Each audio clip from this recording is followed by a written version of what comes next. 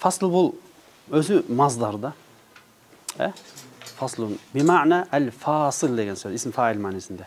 Kede fasl mazdar, kede isim fail, kede isim maf'ul, jana başka maniler qamtып qaladi, bildirip qaladi. Xalq deydi qo. Xalqdan maqsad emne? Hada xalqullah. Bu Allah Taala'nın mahluqu degan ma'nida, isim maf'ul manisinde. Shunday ma'niler bildirip qaladi. Bu fasl emne degan söz? Bölü, emneni bölü? Eki süйлөмдүн эки окшош болгон, болсо эки түрлүү süйлөмдүн ортосун бөлүүнү эмне деп айтат? Фаслун деп айтат. Эки окшош болгон süйлөмдүн эки түрүн, болсо бир эки теманын ортосун бөлсө ошону эмне деп айтат? Фасл деп. Мисалы, мына мону эмне дейт? Фасл дейт, класс. Тиги класстан экөөнүн ортосу өзүнчө бир бөлүнүп турат. Ошону фасл деп айтат. Азыр ар бир сөзмө сөз qotarıp berem. Anam cevaplayı manisi menen kete berебиз. Faslun fil vujuhillati ishtaddatil hajatu ila ihrajiha min al mazdari. Vujuh degan manisi kalimat dep qotarabız. Neler eken? Kalimat dep жазыңдар. Sözdür. Vujuhdan manisi kalimat.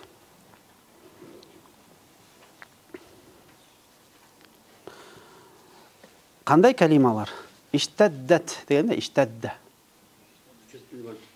Küçötülgön. Küçötmö. Ayıbay degen mani. Al hajatu çu.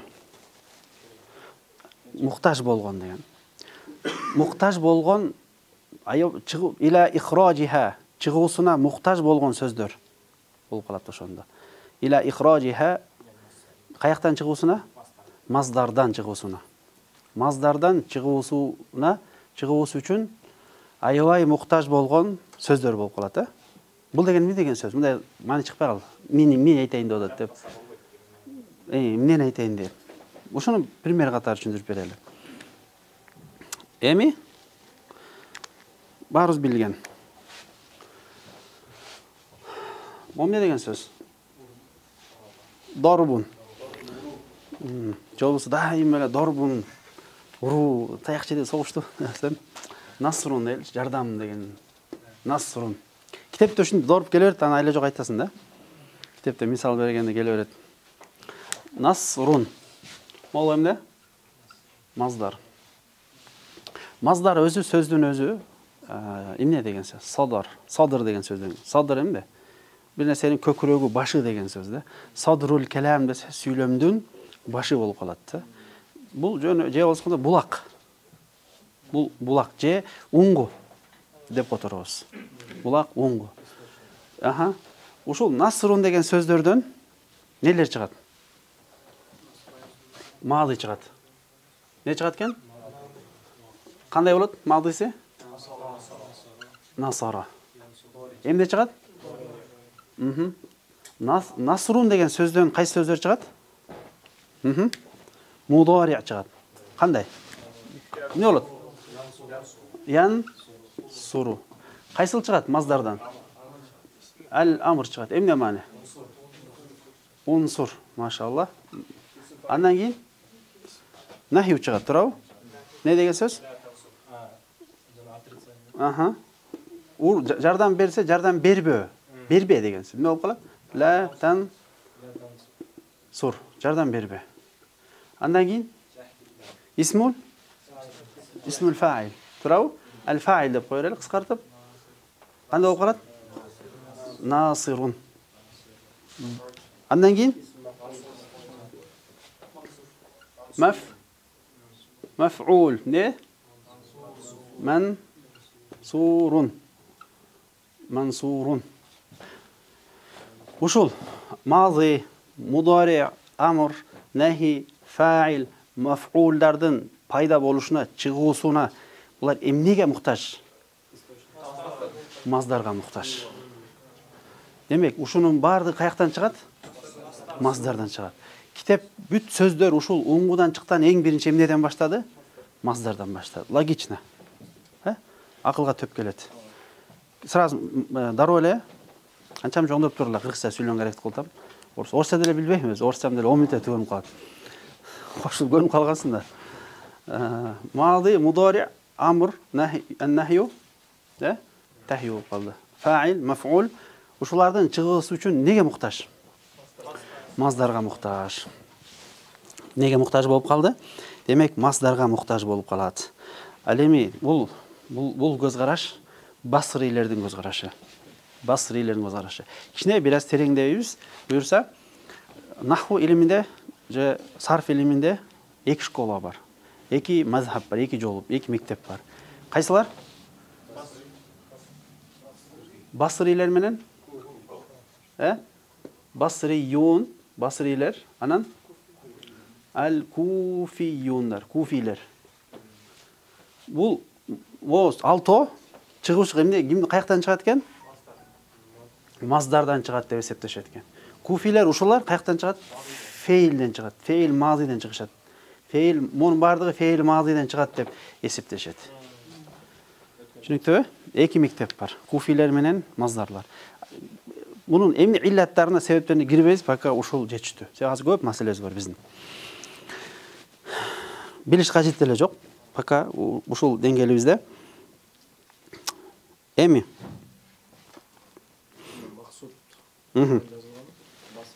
Ооба, демек, максут болсо ушул маселеде кимдердин көз карашын тандады? Басрилердин көз карашын тандады. Болду, ушуну түшүнүп кете берели. Мади, мудори, амр, нахю, фаил, маф'ул. Алто каяктан чыгат экен? Маздардан чыгат. Эми ушул алтоонун чыгуу, маздардан чыгыш үчүн эмнеге муктаж? Маздарга муктаж. Туурабы? Китепти окуп ал эми. Фил вужух дегенде сөздөр. Кайсы сөздөр? Мына ушул сөздөр. Ушул сөздөр. Алар иштаддетил хажа муктаж болду эмнеге? Иля ихраджиха чыгуусуна. Эмнеден чыгуусуна? Маздардан. Же жөнөкөй бизче багындырып которсо кандай болот? Кайсы бир сөздөр мади болушуна, же мудари болушуна, исмул фаил болушуна, амр, нахи, маф'ул болушуна неге муктаж болушту? Маздарга муктаж болушту деп түшүнүп кетебиз. Ва хия ситтатун. Булар канча экен? 6 экен. Мына берилди. Кайсыл? Мади окуңуздар. 1. Мудари 2. Амр 3. Нахи 3. 4. Фаилчи 5. Анан маф'ул 6. Мына. Булар маф'ул, исм маф'ул, исм фаил, исм маф'улдар эмнеге муктаж болду? Маздарга муктаж болду.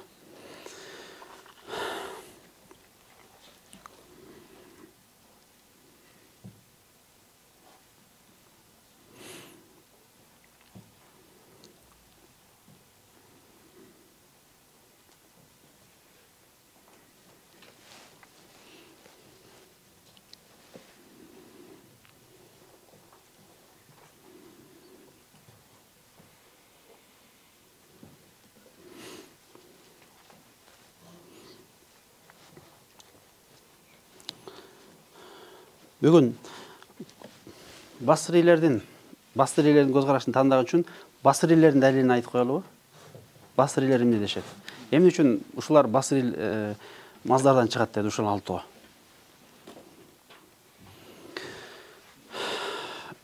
Маздар дайым унутпаңыздар. Мурунда жазып бергем, Маздар эмнени билдирилет? Маздар хадасты билдирет. Хадас. Хадас дегенде жок, бир кыймыл аракетти билдирет. Мисал, насрун. Ушул эле сөз, Эмне кыймыл аракет бар мында? Жардам берүү, кыймыл аракет. Жардам берүү деген не болуп калды? Жардам бир кыймыл аракет болот. Феил болсо, феил болсо. Феил болсо. Феил болсо эмнени билдирет? Ооба.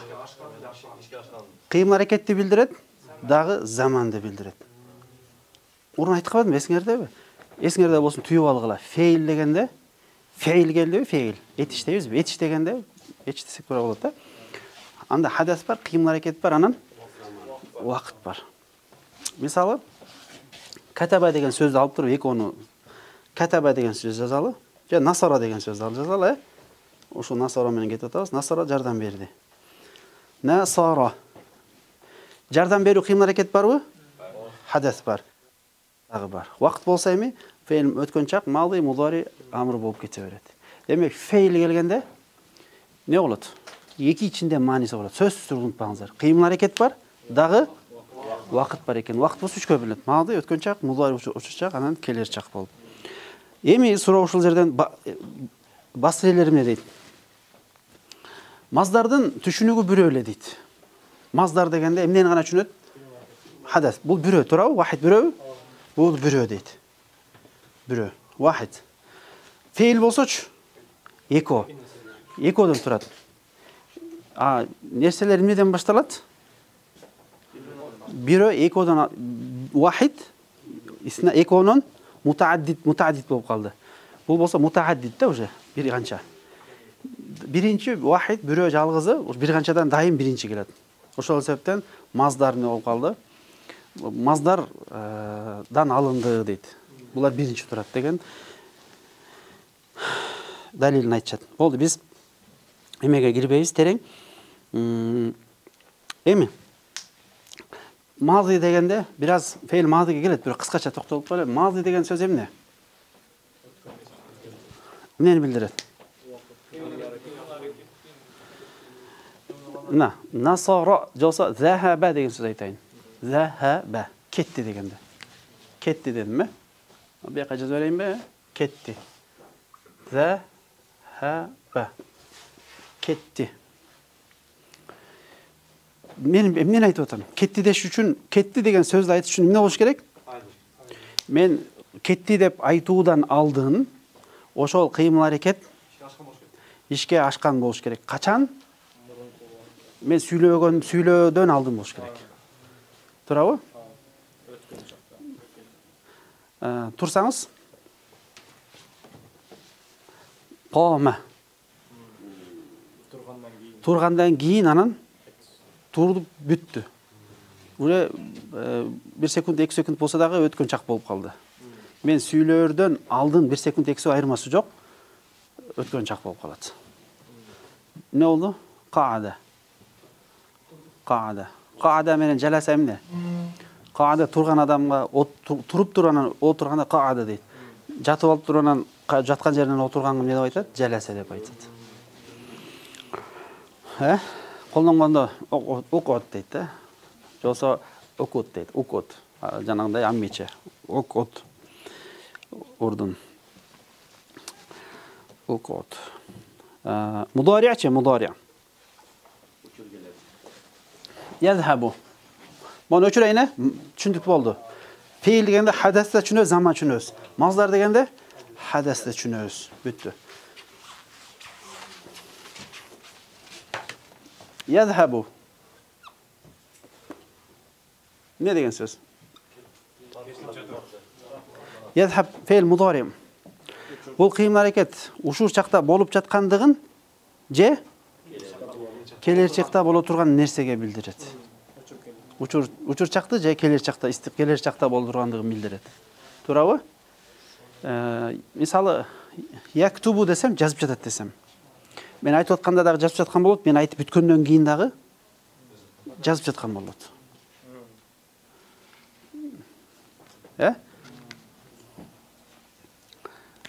Жазсаңыз бир нерсе. Атыңыз ким? Жазыңыз. Бисмилла деп жазыңыз. Яктубу Исхак аль-басмалата. Исхак бисмилланы жазып жатат. Туурабы? Мен айтып атканда да жазып жатат, айтып бүткөндөн кийин деле жазып жатат. Ошону эмне дейт? Мудари деп. Жакшы түшүнүктүү болдубу? Амырчы. Бир кыймыл аракетти талап кылуу. Ал талап кылуу качан аткарылат?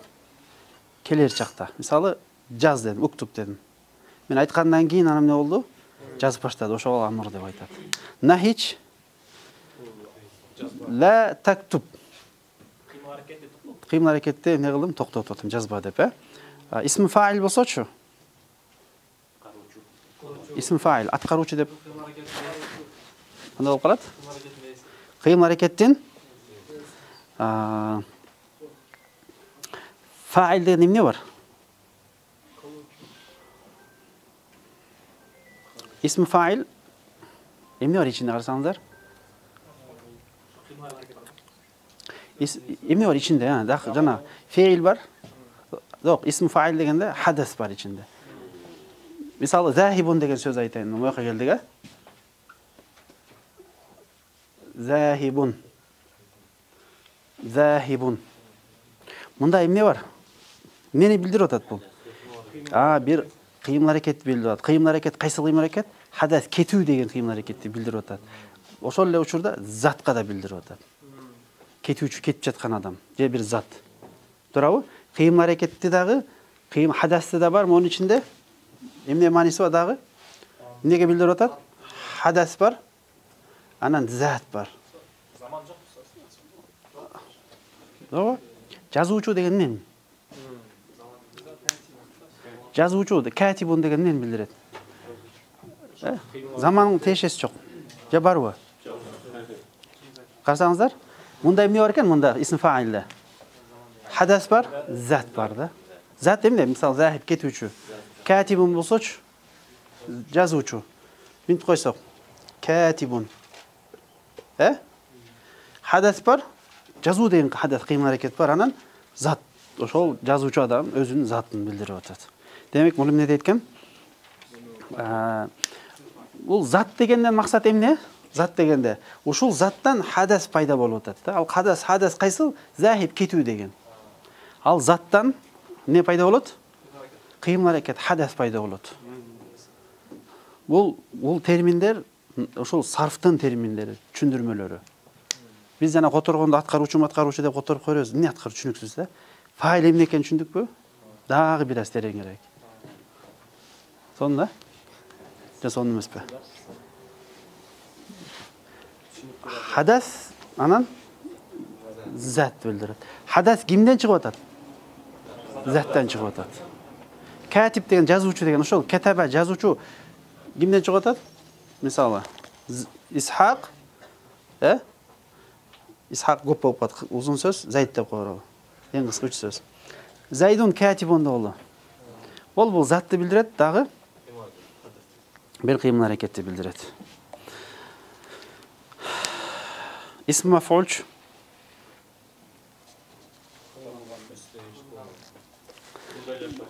Айва дал өзү. Айва деген ооба, дал ошондой деген маани. Айва.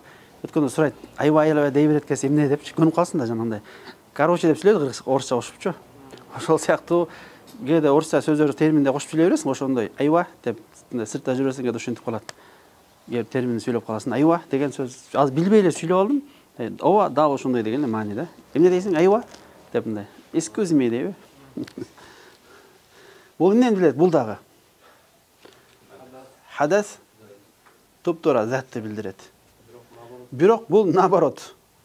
Бул хадас буга түшөт. Мына мактубун жазылган дейли. Турабы? Мактубун болсо кат дейли. Кат жазылып атат да. Ал биринчи хадасты билдирип атат, кыймыл аракет бар, анын ичинде жазылган. Не о процесс дейбизби? Да экинчи үстүндө ошол кыймыл аракет ушунун үстүнө келип чыгып атат да. Ошону маф'ул болот.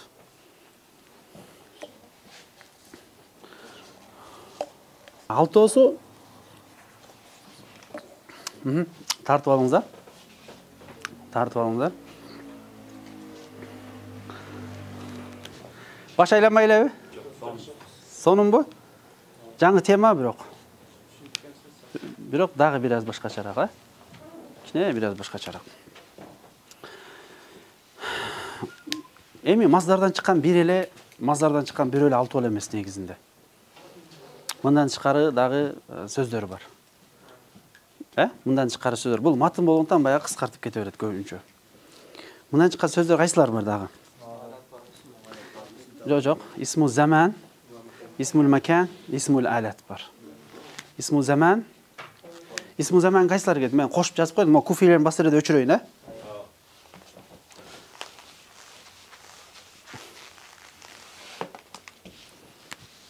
Biz кошуп жазып кое эле. Исму заман Анан исм макан, исмул макан. Анан исму алатин. Мына ушундай 3 нерсе бар. Исм заман, исм макан. Анан заманга кайсыл? Мисал. Магриб. Магриб. Макангач? Масжид. Исмул алагач? А?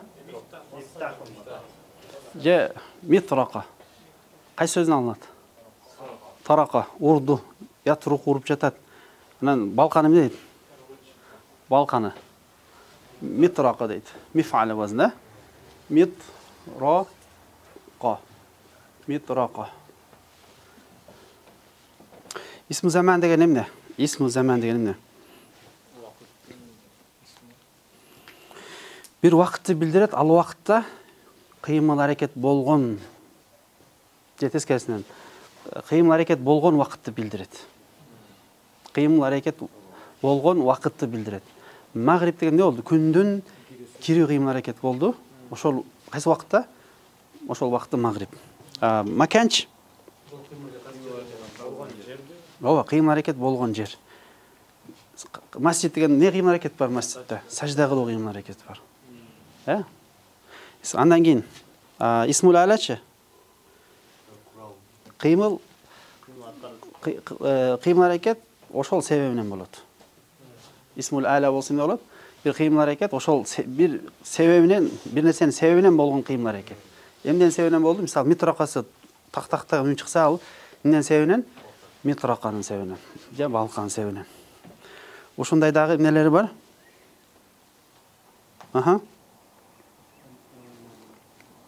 Дагы маселелер бар. Болду, ушу менен бүгүн канчанчы сабагыбыз? 7-чи сабагыбызда токтойлу дагы. Эмки 8-чи сабакта маздар темасын баштайбыз. Вальхамдулиллахи роббил аламин. Саллаллаху аля сайидина Мухаммад ва аля алихи ва асхабихи ажмаин.